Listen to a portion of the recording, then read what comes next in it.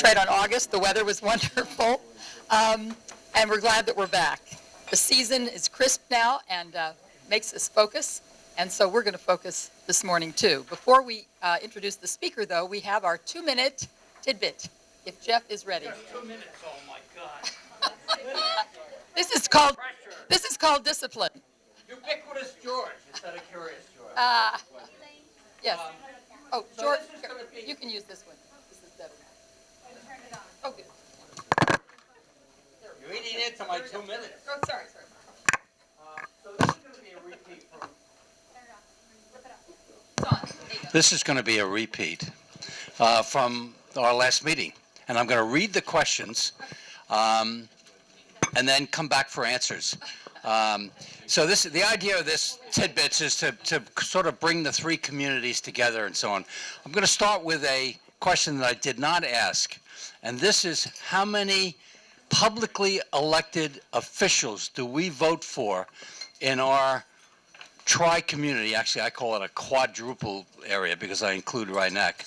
How many local public officials, not including county legislators and state assemblymen and state senators, but including the town of Rye and the Rhinebeck School District? So think about that. And if you get the right answer, I'll buy you breakfast. Everyone knows the Flats. What are its two other names? Where was the town office located immediately prior to its present location? How many CVSs are there in our district? Where was the Mamaroneck varsity football games played before where they're played now? Name the immediate past two locations of the town court. What was the original name of Mamaroneck Beach and Cabana? What was the name Bayan mean in the island located in Van Amherst Mill Pond? How many Dunkin' Donut franchises are there in our summit area? What was the original name of Hampshire Country Club? What is the real name of Willow Park? What's another name for Edgewater Point? And lastly, what's the original name of Harbor Island? Go back. Do we have time for the answers? Yeah. What are the other two names for the Flats? Washingtonville. Strawberry Patch. Thank you, George, for Strawberry Patch. Where was the town office immediately prior to its present location? Myrtle. No, that's the town court. That's half of another answer. It was located on the Post Road in a building that used to belong to St. Thomas's Church, that little tiny building where Sandy Lichtenstein has its offices. The entire town government was located there. How many CVSs are there in our area? 5. Yeah, not enough. Where did the Mamaroneck High School play its varsity football games? Behind the town hall. Behind no, that's where they play now. Where Mamaroneck Gardens are located. The garden apartments on Richbell Road. If you notice that the high school has those pillars and yet a little piece of land, well, it came all the way down, and we didn't even have Richbell Road back then, but that's where the varsity football games were played. Name the past two locations of the town court. I already have one answer to that, and that was on the corner of Weaver Street and Palmer Avenue, and the other location was Edgewood. Right down from the firehouse. There's a little house with pillars up in the front, and it goes all the way down to Myrtle where the police came in the back. What was the original name of Mamaroneck Beach and Cabana? This is a difficult one. Nobody knows. It's Westchester Yacht Club. What does the name Bayan mean for the island in the middle of Van Amherst Mill Pond? That was a clever one we asked last time. Thank you very much. That was where Ripley's house was. What was the original name of Hampshire Country Club? Hummock's Country Club. Which makes sense. What's the real name of Willow Park? Woodbine Park, because it's on the subdivision map of Woodbine. Covers that whole area.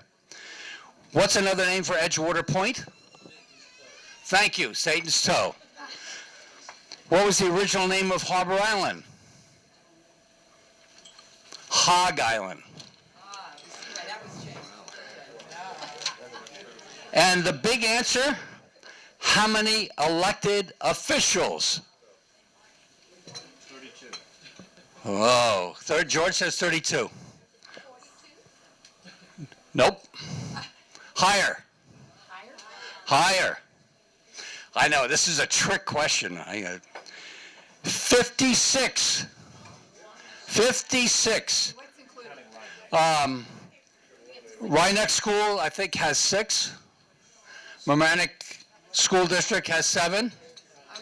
Town of Mamaroneck has 5 plus a clerk plus 2 judges, that's 7. The winner in terms of elected officials, well, not the winner, I'll tell you. Town of Rye has 5 council, 1 clerk, 2 judges, 1 elected receiver of taxes, and 1 elected superintendent of highways. And of course, the real kicker, and I know this having been the past president of Mamaroneck Library, it is a separate voting district, and we have 11 board members. Thank you very much. Thank you, Jeff. We're always better informed of our area from Jeff. And now, with the primaries over and the general elections looming up, taxes are always on the agenda for all candidates. Today, we're going to hear from our state senator, George Latimer. Excuse me, what? Oh, we didn't do that. You're right. Thank you. See, when you get out of the habit, what happens? Before we hear from our state senator, George Latimer, on what constitutes our taxes and what we can do about it, we're going to introduce ourselves so he and all the rest of us know who is here this morning. Elaine Chapnick, president of the local summit. Bob Sanger, resident of Mamaroneck Village. Lynn Reichgott, board at Home on the Sound. John Bradley, Summit Board and Home on the Sound. And the rest of Putty, Vice President. Doreen Cushell, Summit. Oh, okay. Summit and Day Labor. Mary Lee Barrage, Women's Club, and Summit Board. And please, even if you're new and you have no particular affiliation, we're delighted you're here so you can say that you're just you and you're glad to be a citizen. Catherine Parker, candidate for county legislator. Kay Francis Richards, Summit Board. Laura Eckley, director of the Larchmont Public Library. Stephen Bartell, president of the Rotary Club of Larchmont. Richard Allen, pastor of Mamaroneck United Methodist Church and on the Summit Board. Diane Alexander, new. Janet O'Connell, at home on the board, at home on the Sound board member and Summit board member. Helen Kipak, Janet's. Penny Oberg, at home on the Sound board president. Mike Rosenbaum, resident.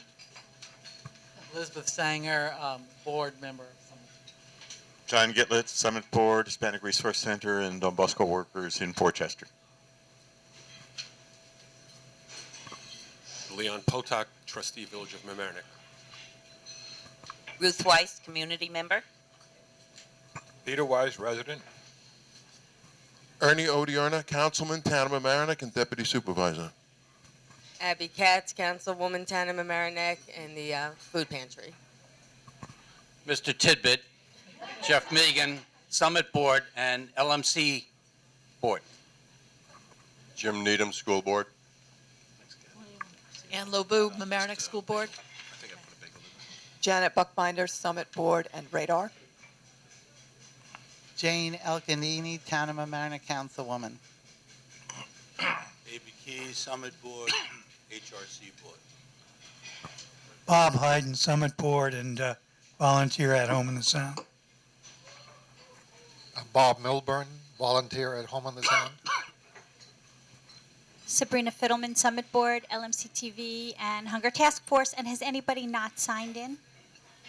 Coming right over. Lynette C., Summit Board. Good morning, Shirley Hilton, resident, Village of Mamaroneck. Harold Wolfson, Human Rights Committee and Summit Board. your opinion. Just have them say hello, Nancy, and Good morning, Keith Yiser, Mamaroneck Public Schools, a Summit Board, and Human Rights Committee. Good morning, Nancy Seligson, Mamaroneck Town Supervisor. Okay. Now, George, you can take over. George needs no introduction. Doesn't deserve one either, I don't think. A couple weeks ago, Elaine reached out to me because there was an original speaker for today that canceled. So it's always nice to know. That's okay. It took me 3 tries to get a date for the prom, so I'm okay with that. But I did get a date for the prom. But in any event, I appreciate the opportunity to come. The last time I spoke to this group a year and a half ago, it was my task to explain how we got to the point of all of these little diced up municipalities. For those of you who remember, we went through the whole how it evolved. So today I have the unenviable follow-up task of trying to explain how we got into this situation on property taxes, which everybody understands is the number one most discussed issue from place to place. And I'll start out as I did at that meeting, if you remember. I'm going to use a line from Red Skelton. Now, you don't have to raise your hand if you remember Red Skelton. I'm turning 60 this year, so I remember Red Skelton. And when he would come on television, he would have in the middle of his show, his variety show, a skit where he played Clem Cadiddlehopper or Freddie the Freeloader or these different characters. And through most of the skit, he would laugh. I mean, he knew the lines that were coming up. It was really sort of a funny kind of inside thing with whoever the guest was that week. And whenever he had a joke that would bomb, he would look at the audience and he'd smile and say, "I just tell them I don't explain them." Anybody ever remember that line? So my job today is to tell you some things. I can't explain them, because these are things that have evolved over time. And we do have to try to correct them. And that's difficult to do. But it is part of how we got to where we are. Now, I do want to make 2 quick public benefit announcements for things that I've handed out. The first thing, if you do not have one of these white sheets, make sure you get it before you leave. You've seen elements of this in the newspaper and in other forums, but it cannot be emphasized enough. And if you have organizations for which you communicate by email or in any other context, I urge you to reach out to people that you know. This year, we are having a re-registration for basic STAR benefits. The STAR program came into effect in the mid-90s. And it involves tax reduction, school tax reduction for people across the board if you're a homeowner.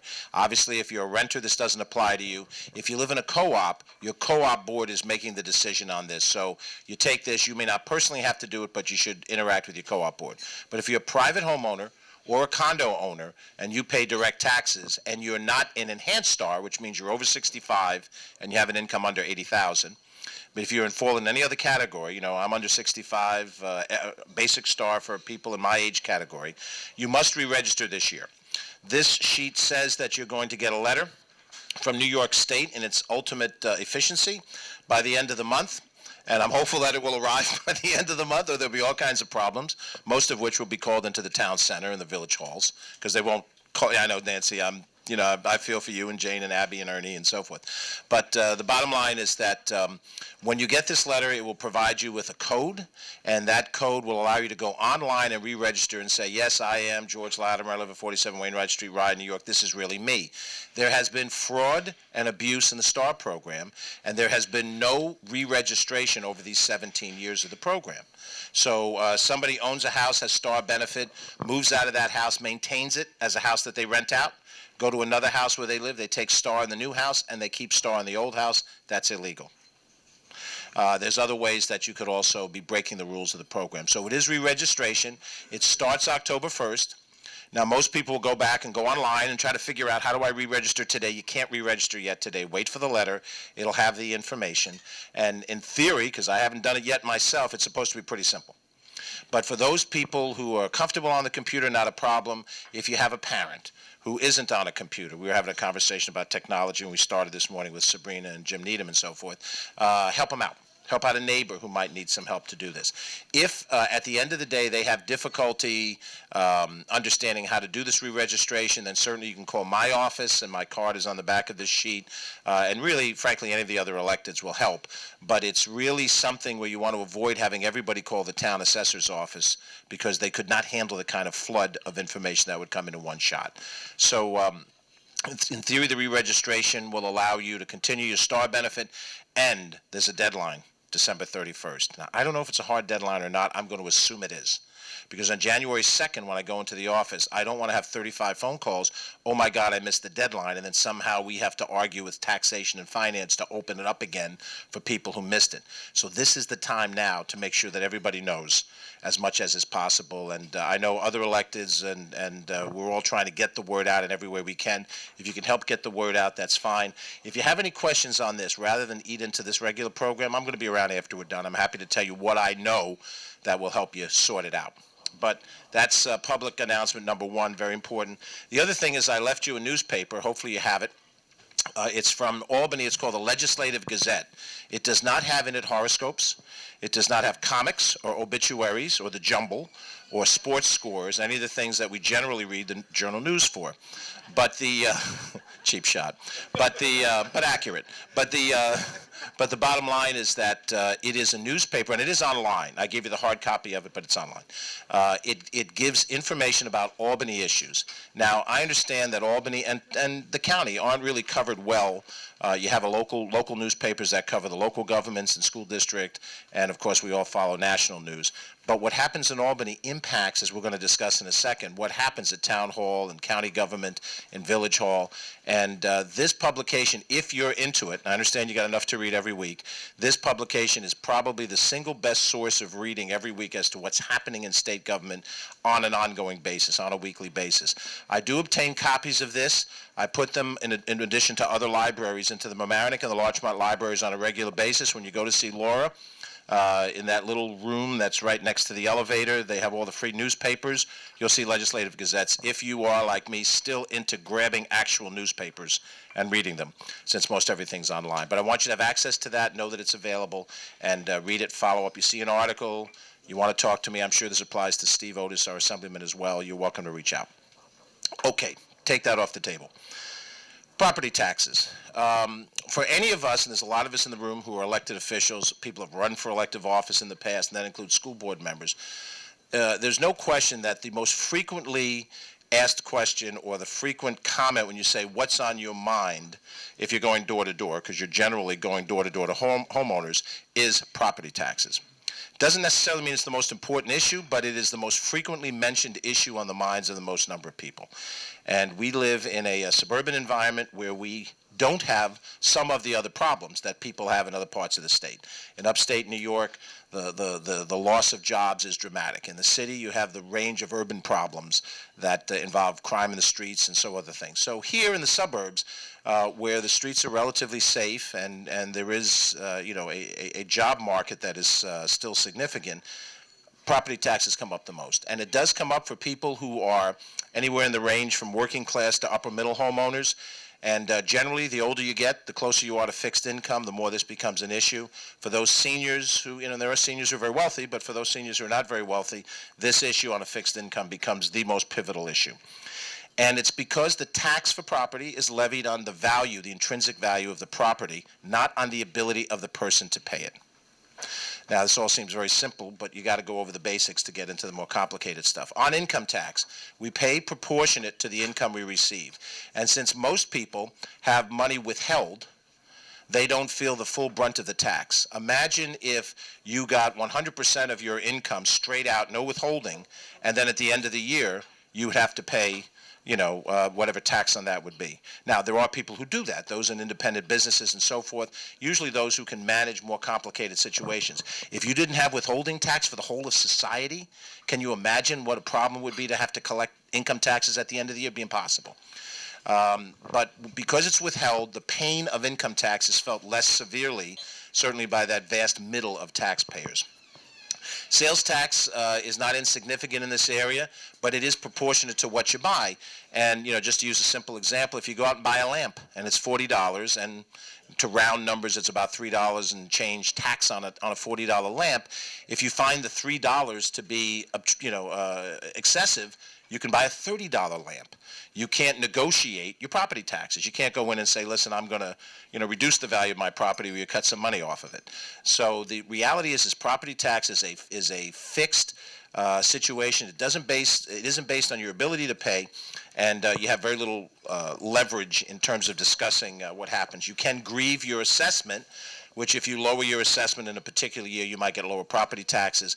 And of course, the town is just going through a reassessment process, which Nancy and the council members have discussed. Rye Town is going through that process, so that is a significant impact. Most communities in Westchester County have not reassessed anytime recently, and whether they do or don't go through that process is to be determined by each of those communities. Let me give you a round metric. And you can multiply this up or down depending on how much you pay in property taxes.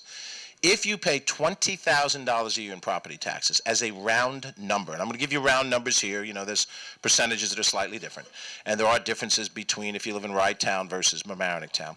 But in round numbers, if you pay $20,000 in property taxes, you're paying about 20% of that to the combination of the village and the town, or $4,000 a year on a $20,000 tax bill to your village and town. Now, if you live in the unincorporated part of Mamaroneck Town, Sabrina Fiddleman, you pay it all to the town. If you live in the village of Larchmont, Janini, you pay some of that to the village for certain service and then some of that to the town. But it's generally speaking, together, aggregate, whether it's unincorporated or village and town, roughly 20% of your tax bill.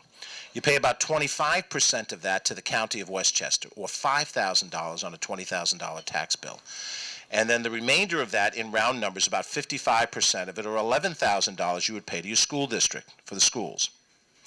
Now, each village and town and unincorporated has a different level of service. In community A, you have a recreation center. In community B, you have an ice skating rink. In community C, you do or don't have certain things. Every community is not exactly the same. But municipal governments, villages and towns, and small cities, I might add, provide basic police service, fire service, curbside sanitation, local recreation, snow removal, yada, yada, yada, all those things.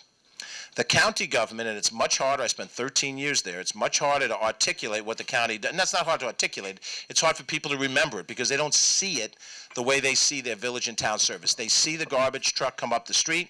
In the case of it's a joint sanitation commission for a couple of the communities, or they see the police car drive down the street. They understand the government that provides that particular service. For the county government provides bus service. It provides the bulk of sewerage, treatment of sewerage. Nice topic for breakfast time. It runs an airport and a county center and a host of other things. But the biggest thing that the county does is administer state-structured programs to benefit poor people. And that is invisible if you don't receive that service. That's $5,000. And then, of course, the schools provide K through 12 learning and education, and they are probably the most highly mandated government when it comes to what the state requires, even more than it does to the county and then to the local governments. But it's important to know the breakdown. Very smart people, intelligent, successful people do not understand that breakdown. They come to Village Hall to scream at a village trustee or town center to scream at a town councilman because their taxes are $20,000 a year, not understanding the breakdown difference between them, and then also not understanding at all what New York State mandates each of those governments do. And I have gone before the school board and the village boards, both of them, and the town board, and on camera said this to take some pressure off of the village and the town and the county officials, because it is Albany policy that is ultimately underneath why this property tax system looks the way it does. And the best example I can give you, if you have, many people do, if you have a second home in Florida, you might have a vacation home in Vermont. You might have one in Pennsylvania, the Poconos.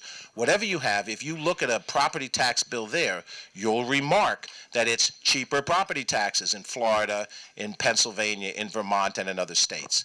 And the question is, why? Why does it cost me so much here?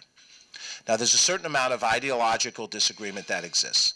For people who are conservative in philosophy, they will argue that in New York State and California and the other quote-unquote blue states, we have a larger system of services and programs, and it is that liberal philosophy that has predominated in blue states that gives us more expensive government.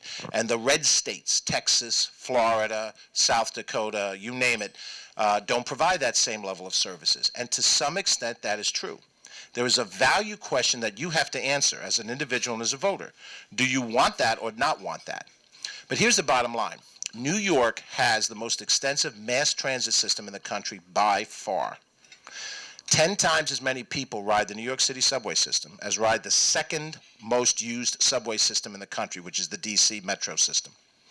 And the DC Metro system goes out to the suburbs. Now, Washington is not the second biggest metropolitan area in the country, which tells you that Los Angeles, 2, Chicago, 3, Philadelphia, 4, Houston, 5, aren't even close in mass transit.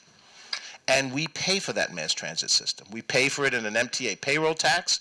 We pay for it in a percentage of our sales tax. We pay for it in part of the mortgage recording tax. And every day, people from Larchmont and Mamaroneck, for the sake of this room, go to the train station and go into the city. People buy homes in these communities, good schools, access to water, commute into New York City. And I worked for a corporation outside of Houston, Texas for 11 years. And whenever I had to go into Houston, son, get in your rental car and drive it on in.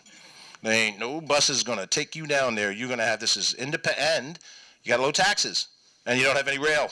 You don't have any commuter rail in Houston. So those are choices that have been made by jurisdictions to provide a certain level of service. Mass transit's only one of them. A more important one is Medicaid.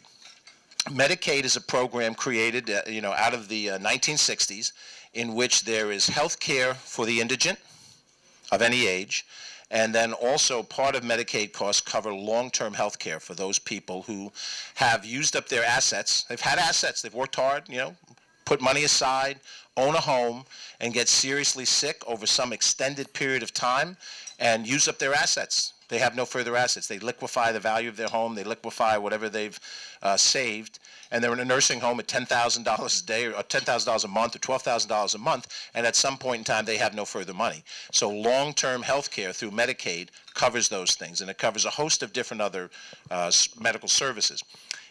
The federal government pays for 50% of the costs, and they require the state to pay for 50% of the costs. In New York State, uniquely, New York State requires county governments to pay for approximately, not exactly, 25% or half of the state contribution. Now we're in the weeds here. We're talking real government, money. And so we're not talking politics and symbolic. We're talking hard numbers of how government is run. And roughly speaking, county governments pay for roughly a quarter of the cost of Medicaid. No other state in the nation requires that. That cost is $220 million to the county government. The county government collects $550 million in property taxes. If the county did not have that mandate and the state had to pay for all of it like 49 other states do, the county would need 40% less property taxes. Think about that. One single mandate that equates to 40% of the money that's collected in property taxes. So I just said you had $5,000, assuming you could make this change and drop it to the bottom line. 40% of $5,000 is $2,000 in round numbers or exact numbers. Whack $2,000 off your property tax bill if that mandate changed. Now, mandate have to be paid at the state level. The state doesn't levy property taxes. And this is one example, and there are other examples, I'll give you a few more, of how New York State structures itself differently than Vermont and Florida. But when you see a high property tax, your first thought is to approach the local governments that levy the property tax as the reason for it being high, not necessarily seeing underneath it state public policy. And why don't you see that? Because historically, state legislators don't say this honestly. We say stuff like, we've balanced the budget for 3 years on time, which we have. Praise us. Right? That's what most of my colleagues are saying. We imposed a property tax cap to show discipline on the town council members and on the village trustees. We didn't do a damn thing about those mandates, which is what I talked about when I was here the last time. The voting base in New York State is more progressive. The voting base in New York State includes 8 million people in New York City. They certainly don't vote 8 million people. But with the possible exception of Illinois, with the presence of Chicago in the state of Illinois, and possibly Hawaii, where Honolulu is a high percentage of the population of the state, no other state has as high an urban population as New York State does. 8 million out of 19 million come out of an urban environment, which means a high percentage of those people are renters, not homeowners. So it's not a shock when state public policy leans in a direction that does not look at the problems of the property taxpayer. Now, that's not to excuse it, but if you don't understand that, then all of the solutions become, let's get rid of those politicians who don't understand how high my taxes are. Because those politicians making public policy include 40% from Brooklyn and Queens, which do not have property tax problem, right? If you have a friend who has a house in the Bronx, you ever ask them what they're paying in property taxes, you freak out. It's a fraction of what we pay.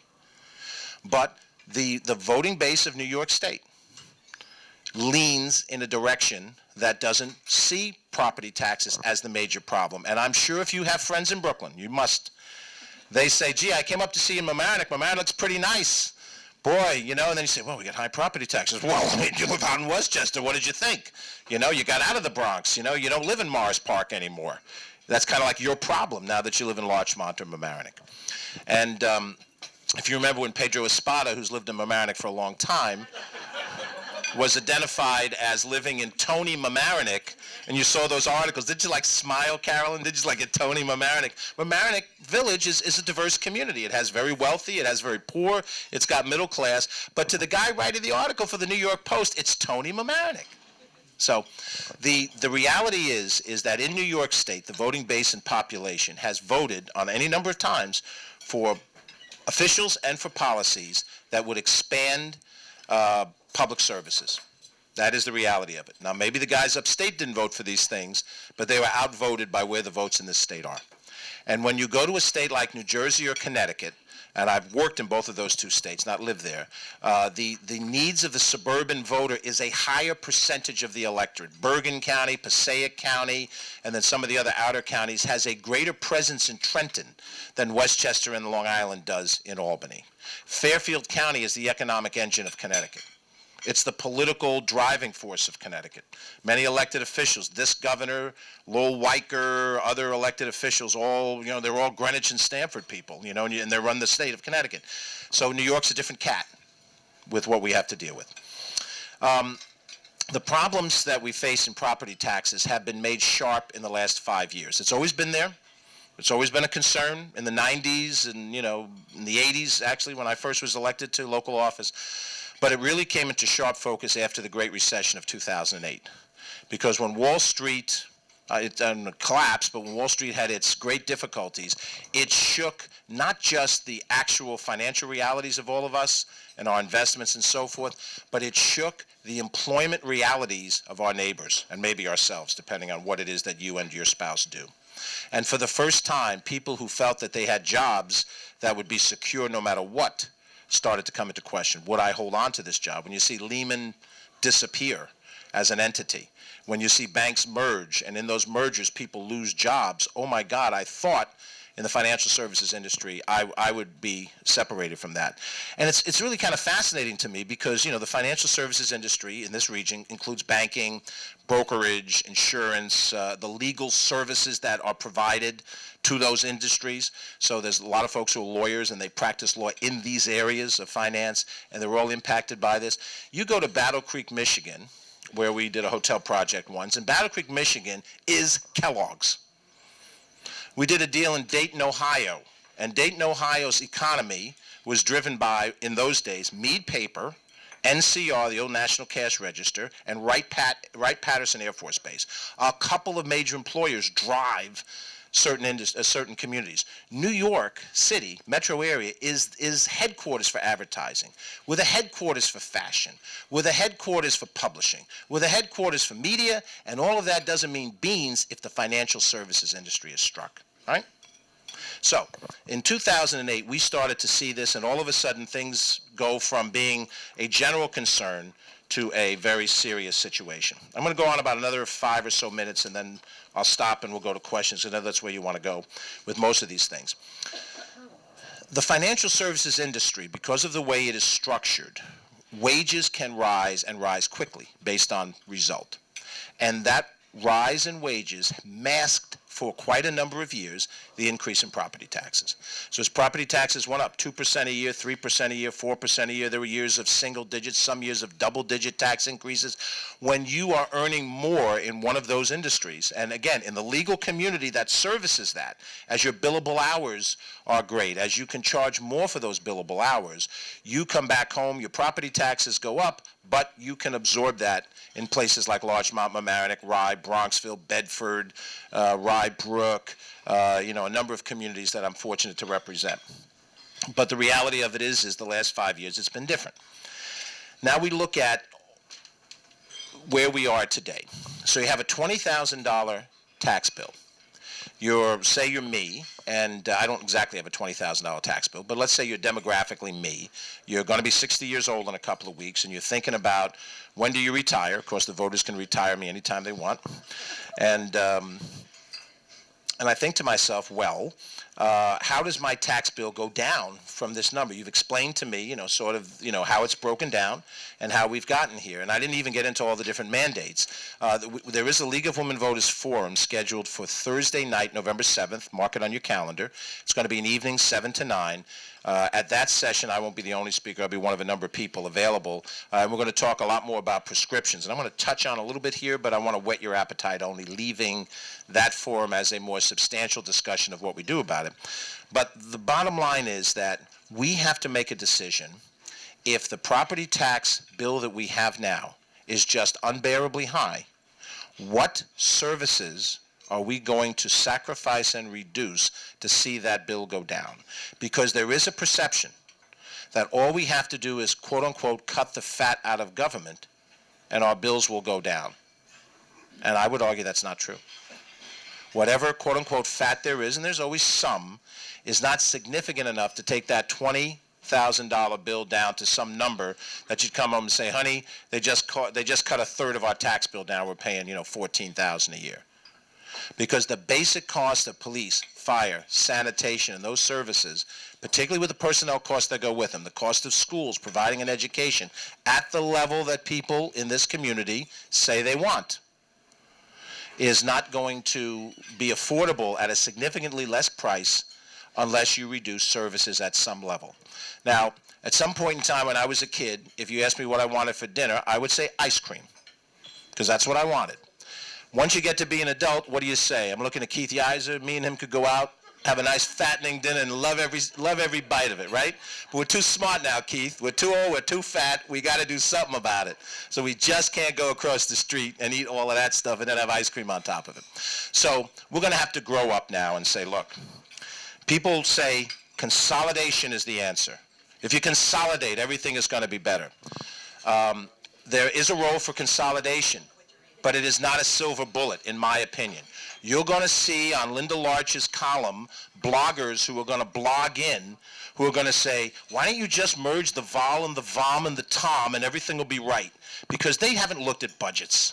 They don't understand budgets. And they don't understand if you did some magical merger, you're playing with the $4,000 out of the 20. That's not where the money is. Go to the school district and say, you got to do something about these prices. And they say, you do something about tri-borough amendment, do something about tenure, do something about me having to pay for out-of-school transportation. That's where the money is. We can't stop these things from happening. These are required. So we're going to grow up and we're going to say, if consolidation is the answer, are you prepared to lose a police station? Because that's how you save money on a consolidation. You're prepared to lose a fire station, because that's how you save money in consolidation. Really, that's the reality of it.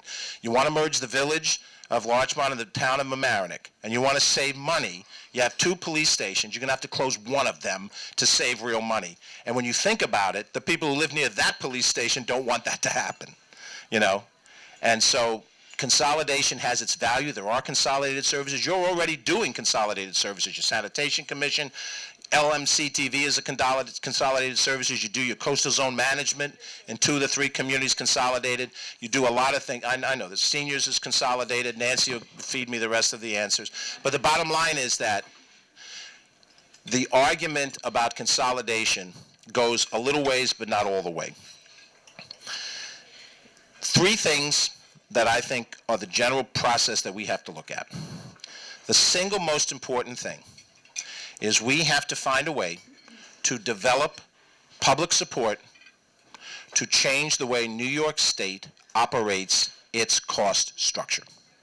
And it's going to be very hard to do because, as I said, you have a large municipality that does not have a property tax problem and for which the people of those municipalities do not see solving suburban price problems to be a major issue.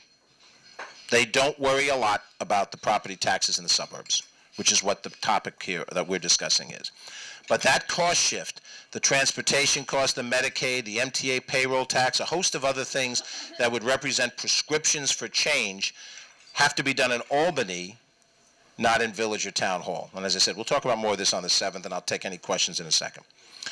We have to look at restructuring the long-term obligation that we have on our workforce.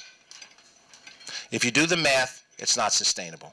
Just to keep the pension fund whole, if New York State is going to charge back to Larchmont Village and the school districts and the town of Mamaroneck and the village of Mamaroneck, the percentages that they are, and not understand that that's going to drive the property tax problem while you're in a capped world, you've created an unsustainable situation. And let me tell you, you can do anything you want with the merging of this, that, and the other thing. You have not dealt with the legacy costs. The legacy costs are written into law. These are commitments, legal commitments that have been made, and a judge will sit there and say, these contracts were fairly made, these commitments on pensions were fairly made, and you can't just wave them away because you want to. You can restructure how you fund them, but you can't wave away the commitments from this point and what's happened previously. I think we're going to have to look at the reality of, if not full, then partial income tax to pay for schools. The fact that it is a property tax-based service historically, I think, is anachronistic. And let me tell you from a selfish situation. I know you know I live in Rye, but I grew up in Mount Vernon, and Mount Vernon is very much a part of my life. I spent 25 years there. I grew up in one of the poorest neighborhoods in this county, and that remembrance is with me every day. You cannot expect a kid on the south side of Mount Vernon to get the same education as a kid is going to get in Bronxville if it's property tax based. You will lock in the inequalities of life. Now, there are inequalities on day one. Some child is born on the banks of the Ganges River. Some child is born a Rockefeller or a Kennedy or a Soros or something like that.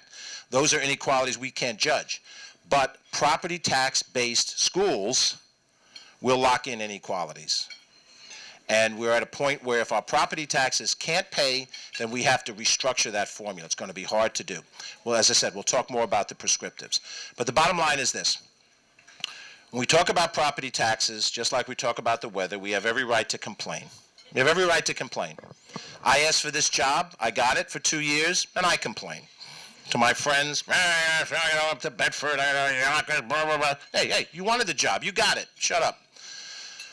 We have, those of us at least in this room, most of us in this room, if not all of us in this room, live in a wonderful community. And I know I do read those bloggers on Patch, and they're always complaining. Oh, God, they never stop complaining about Larchmont this and Mamaroneck this.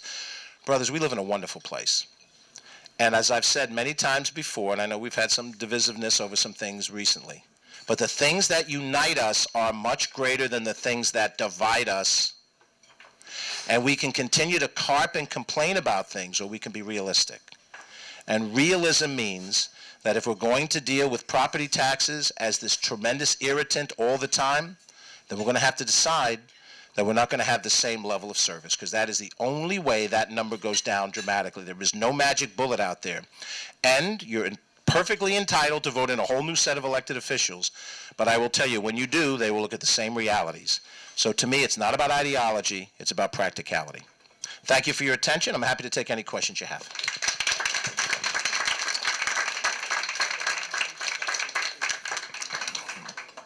Leon, is that a question or you're thinking about a question? Okay. Any question? Anybody? I'm happy to, I put you all to sleep. What a wonderful thing I've done. Okay, Bob. George, could you take off Bob, hold on one second. I think they want to pass this mic around so everybody can hear. Can you pass that down? Yes, I Bob? will. Thank you. Talk straight into it, straight into it. Thank you, Kathy. Yes, Bob. George, good talk. Could you tick off the principal mandates that we're absorbing now? The single biggest mandate I've mentioned already, which is the Medicaid costs at the county level. You could also, at the county level, look at the way that, in general, TANF, welfare, as we use the general phrase, or temporary aid to needy families, is required and administered by the county under the aegis of the state as a significant mandate. There's Department of Health mandates at the county level that do not come with funding that represent some of the more important county mandates. At the municipal government level, I'd say the single biggest mandate is the letter that comes every year from the Comptroller's Office to the municipal governments that states the amount of money that municipal government has to pay in pension costs. That is not a negotiable number. And that is a number that when you're putting the budget together at the town or village level, you try to estimate. And then when you get the letter, if the estimate is off, you just have to adjust your budget accordingly. There are some smaller other mandates at the local level, but I think the pension one is the single biggest one at the municipal government level. The school district has innumerable ones. Most recently, the state created a program called APP, or it's an acronym, for performance reviews. And the process to administer APPR, and I'll defer to my friends in the room who have served or are serving on the school board, that cost to the district is significant. The mandatory testing, now I'm going to editorialize, the mandatory testing mania that we're going through right now, test, is extremely expensive to the school districts, I think unnecessary, in my opinion. I'm not an educator. My sense is that when you start teaching to the test, and you test, and you have teachers scoring the tests and substitutes in the classroom to cover while the teachers are doing the testing, you're wasting a hell of a lot of money. Testing, to me, is determine a deficiency where it may exist, and then provide resources to correct the deficiency. And there's very little resources following the correction of the identification of the deficiency. I mentioned already at the school level the transportation costs. They are different in different communities. But back in the 1960s, Governor Rockefeller and Cardinal Spellman cut a deal. And the deal very simply was, our parochial schools need help. Governor Rockefeller says, nothing I can do for you, fella. I can't do it, it's illegal. And they decided that there were some legal services that could be provided by the state, and transportation was one of them. And at that point in time, the state said to the school districts, we'll give you 90% reimbursement, don't worry. That 90% reimbursement has gone the way of the dodo bird, and now the local school districts are paying for the bulk of that transportation cost. And people who don't send their kids to private or parochial schools are wondering, why do we pay for that? That's a major mandate, Bob. Generally speaking, there's a host of different personnel mandates. I alluded to Triborough Amendment, which affects more than just schools. It affects across the board. Tenure provisions, how you terminate a teacher and how you provide tenure and so forth, are mandated within the state structure. There are modifications in those things that could save money at the school district level. And then, of course, what I said before about pensions, the ERS and the TRS costs are phenomenally expensive. So that's about 10 or 12 mandates. And MTA payroll tax, the municipalities have to pay an MTA payroll tax. I think in the village of Mamaroneck it's about $45,000, $50,000. I don't know what it is for the library district. I don't know what it is for the town. And if Nancy's left, I'll turn to Jane or Abby or Ernie. Okay, well, just to get a rough price, MTA payroll tax is what, about $35,000 in the town, maybe, something like that? We don't know? Okay. We'll round it off and say near $40,000 as a rough hit. And those would be some of the cost factors. I've given you about 10 or 12 mandates right there. There's probably, if I sat down and put pencil to it, another 10 to 12 that I could articulate. Thank you. It's Carolyn. Do I need the... I don't know. You don't. Okay, I can talk loud. How realistic is it, with most of the state being rural, to change the mechanism of school funding to a state income tax? I mean, do you think the upstate legislators would favor something like that as opposed to, the present system of property tax? Well, I think they would favor it if the money was pooled statewide. So if, there was an income tax increase or surcharge. Now, the minute you start creating special categories, it could be changed in 20 years by some other group of guys. But if you created some type of surcharge, and it would have to correlate to a reduction in property taxes. We're looking for something that reduces property taxes, not just raises taxes in general.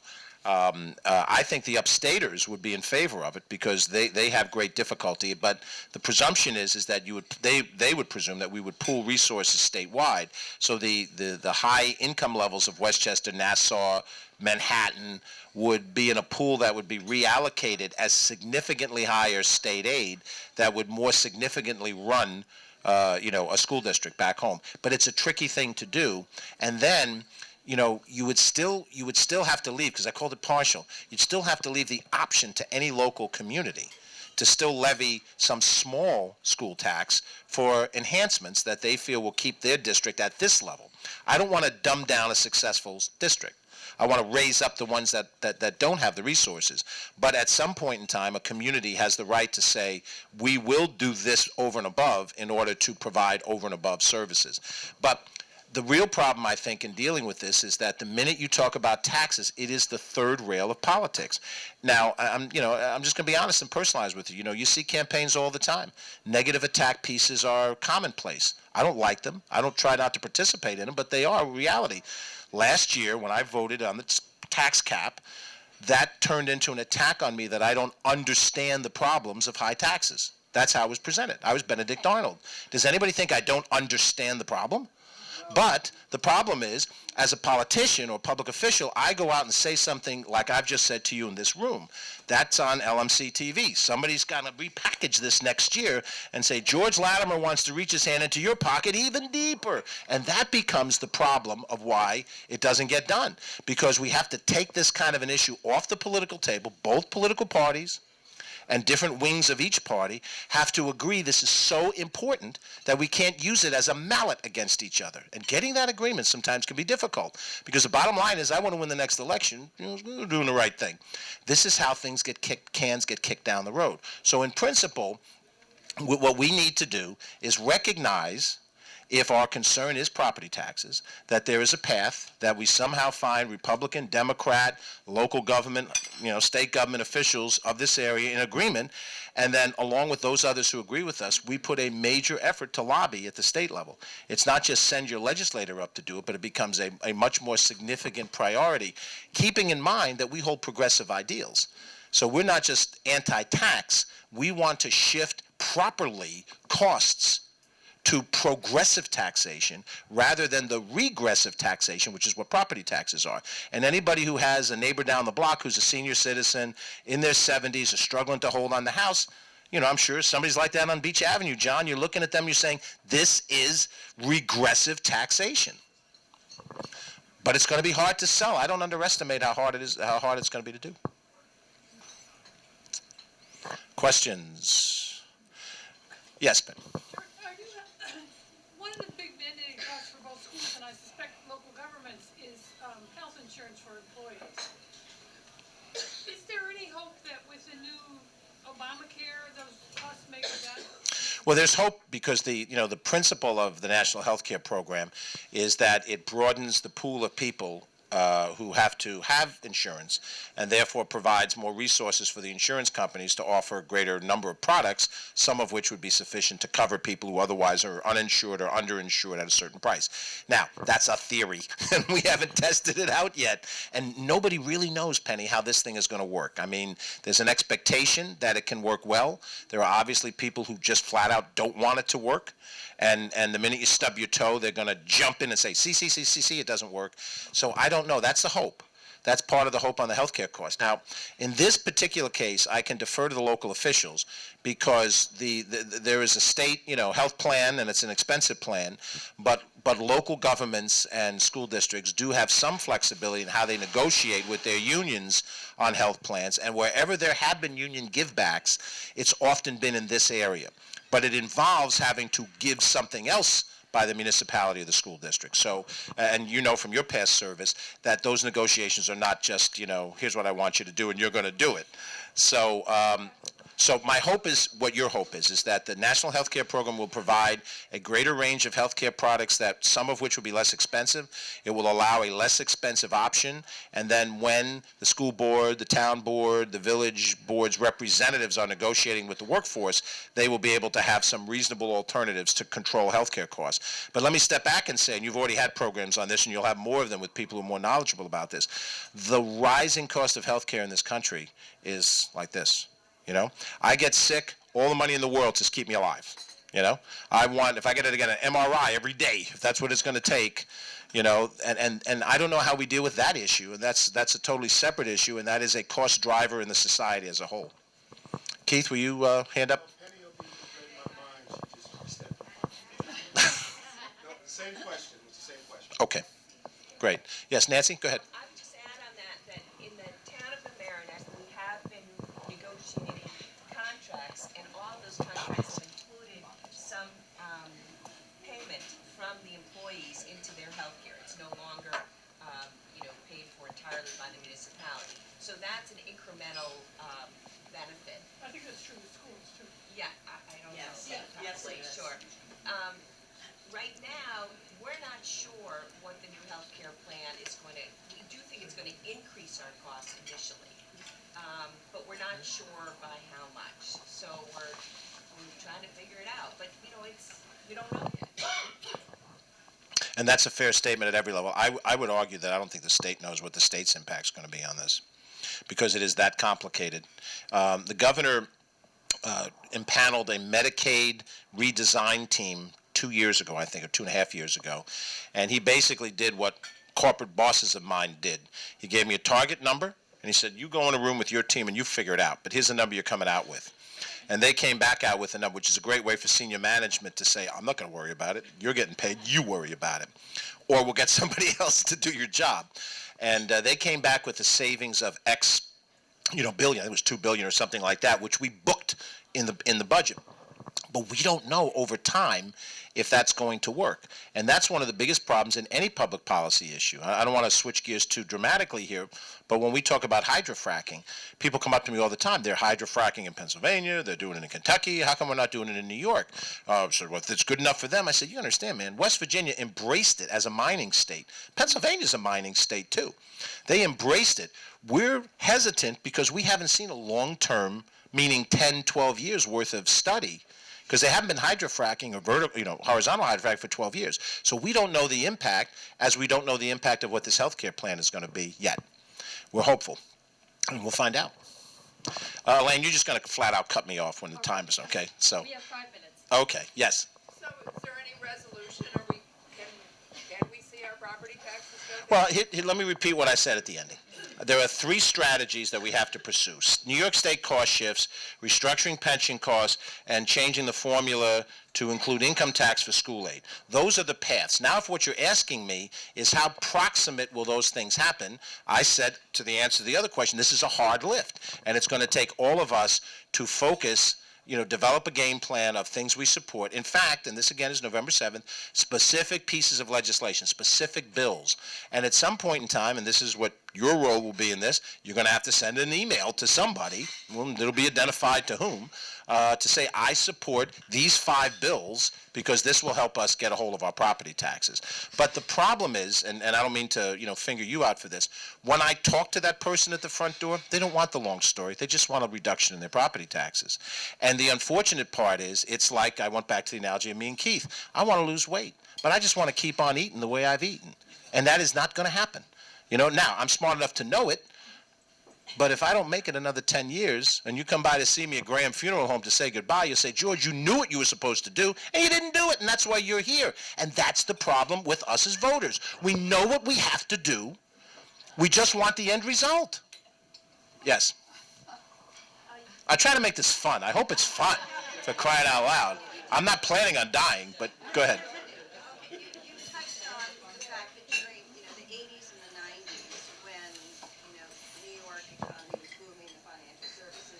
Everybody, at least a lot of people, were doing well. And so my understanding is some of these pensions and municipal costs that are now sort of in contract, as opposed to, gee, we can't afford it anymore, now we can vote against that. I don't think a lot of people, when they go in to vote, understand that those votes put things in stone. And Well, you're right. I don't want to cut you off. Let you complete your thought. Okay. No, you're right. And that's why I handed you out the Legislative Gazette, because decisions have been made in Albany for 100 years, and nobody pays any attention to Albany unless some guy's getting cuffed, putting in the back of a squad car. And, oh, look at, isn't it terrible? They're all corrupt. But in the meantime, people who are just not corrupt, who are decent people, have made decisions. I'll give you an example of one. In 2002, the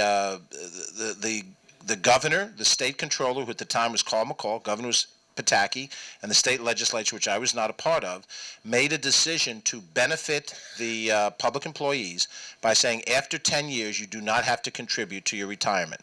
They made that decision in 2002. At that point in time, it was financially sustainable in that particular budget year and maybe for the next budget year or two. But as you said, as I said, it locked it in permanently. The New York State Constitution, passed in 1937, says that once a benefit is conveyed, however it is conveyed, by legislative action, it cannot be undone unless it's done by a constitutional amendment. Why is that? The thing was passed during the Depression. And during the Depression, people were fearful that you gave me something and now you're going to take it back. Once you give it to me, you can't take it back unless you go through a much more difficult process. So, in the short term, to look good in the 2002 elections, both parties and all major players decided, yes, let's give this benefit to the workforce. Does anybody remember who got elected in 2002? I happen to know, but I knew Strawberry Patch, so I know a lot of ridiculous facts. But the point being that once given, it was conveyed permanently. And in 2002, we didn't hit the Great Recession, so the average voter didn't necessarily know that this benefit granted was going to be granted permanently. They probably didn't even know the benefit was granted unless they were directly affected by it. Now, some communities, I think Larchmont Village is one of them, although, correct, is there a village? I don't see a village trustee. I think Larchmont Village accrued a certain amount of money that they didn't have to for pension costs for a couple of years to protect against a reinstitution of the requirement to pay. The reinstitution of a requirement to pay came pretty quickly, and when it did, it ballooned. From if you go back and look at like a 15-year number of the pension contributions, and then you look at what happened in 2002 to like now, the spike arguably is the single biggest rise in any cost in a municipal or a school budget over the course of 10 years. Is that a fair statement for those of you in elective office? Okay. So I guess at a time when New York has been, completely shifted in terms of financial services, and that sort of has been probably historically the majority of the homeowners, or a lot of the homeowners out in our area. Is there room for a conversation to when you say restructure pensions, or is that what you're talking about? Yes. Well, I'm talking about restructuring as we go forward, because there's two issues here. Number one, as it stands now, it would take a constitutional amendment to change the pension program as it exists today for the people who have accrued benefits or earned benefits up to this point. It would take a constitutional amendment to redo that. I do not believe that could happen. It would take 2 consecutive legislatures to vote for it, and then it would have to pass a public referendum. And that is hard for me to imagine that would happen. So the restructuring is a going forward restructuring. Now, there's an obligation cost, and people who do this professionally will say, George, you're this age, and you're actuarially likely to live to this age, and what you've accrued up to this point is yours, but from this point forward, we're going to have to restructure. It's like if you tell me now, Social Security, George, can't kick in for you until you're 67. You tell me now at 59 3/4, okay. You tell me when I'm 64 and everything I've done is toward a 65-year-old retirement, then you've really messed me up because you've changed my structure. When I say restructuring, that's what I'm talking about, because I don't think legally we'll be able to get away going back and rechanging the rules of the game. We've gotten now into the 4th quarter of a football game. The other team is winning by 10, and now we're going to start changing. You go score a touchdown, you get 10 points. You can't do that. But restructuring going forward, I think, is a realistic thing. I happen to favor a partial use of the 401k concept, partial use. My sense is going forward, there's certain levels of employees not necessarily the guys who are, unloading trucks or, doing certain manual labor jobs, but at certain higher levels where they are equatable to a corporate executive, and the guaranteed salary pension should be modified, and then a certain portion of that should go into a 401k. Now, if you're a school superintendent, if you're a high-level appointee in the state administration, you probably don't want to hear that. But those jobs, you have other alternatives. You can leave those high-level jobs and get a job in the private sector. You've got, the ability to move, and you have the ability to portably take some of your retirement benefit, which is what the 401ks do in the private sector. But we aren't anywhere near that. So that's part of the prescriptions that I believe should be done. But, let's be honest, somehow I've got to, with my theory, and as maybe 5, 6 guys feel the same way I do, we've got to convince, 37 people in the state Senate and so many others in the state assembly that the concept is good. And then you've got to put the concept into an actual piece of legislation with all the nuances in it. And then when you see it in print, determine, yes, this is something we can do. So it's not a simple task. Right. And do you And let me just let her follow do you up. feel that the 2% cap had a negative impact because money had to come from somewhere? My sense is, and I said this before, during, and after, and I voted no on the tax cap, one of only a handful of people that did. The 2% tax cap would make sense if we relieved mandates at the same time. And we had a gross list. This is what Chris Christie did in New Jersey. And, I may not be of the same party or even philosophy as Christie, but I have to credit the man. He put out what was called a toolkit, which towns or townships, they call them in New Jersey, and boroughs and counties could pick certain things from that toolkit to reduce costs along with their tax cap. And the tax cap excluded certain things that New York's didn't. So my sense is, had we had a bill that had robust mandate relief, something that I could look at Lynette when she was on the school board, or Janet, or Ann who is on the school board, if I could look at them and say, this is legitimate mandate relief, and Ann would say, yes, George, it is, or Jim, then I could have voted for that bill. Or if I went to Nancy and Jane and Ann and Ernie and I said, guys, this will help you reduce your costs with the 2%, and they said yes, then I could feel comfortable with that. But I couldn't feel comfortable because I knew that the mandate relief was nothing that was being offered. And of course, if Andrew Cuomo was there, he'd, beat me up. As he may yet. Keith. Kind of segued into it.